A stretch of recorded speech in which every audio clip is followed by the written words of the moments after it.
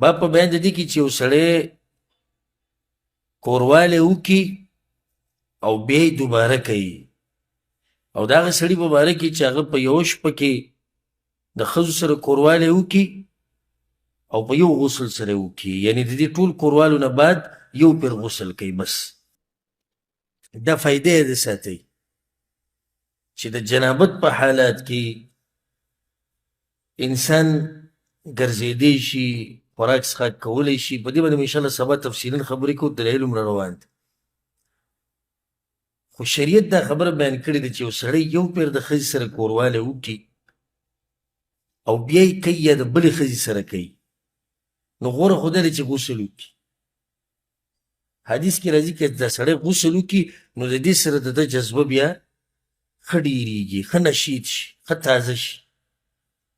او که دغه نه کوي نو بیا دې چاردام وکړي، د دې چاردام سره دا جنابت ختمیږي خو نه، خو صرف څه شي کم شي ورسره لږ.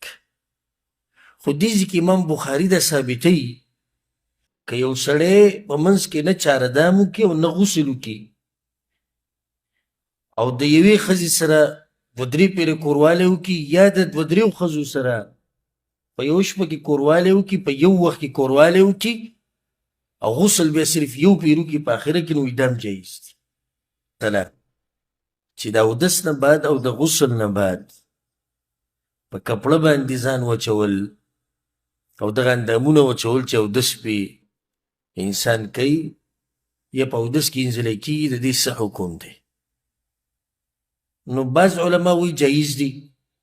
هغوی دا خبره ذکر کوي، وایي میمونه چې د رسول الله وسلم له تولیه راوړه هغه وانغسته، هغه نورو سره دا دلیل دی کوم چې وایي چې نه وچې به یې نه، وایي وګوره پیغمبر صلی الله علیه وسلم وانغسته.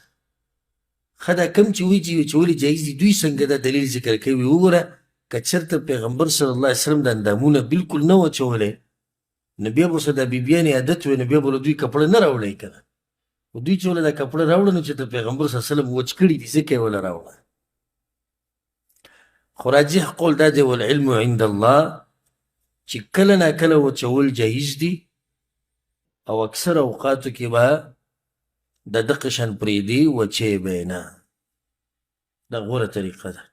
او کله ناکله کې سړی وچوي نو دې کې څه حرج نشته، خو همیشوالی پې نه دی پکار.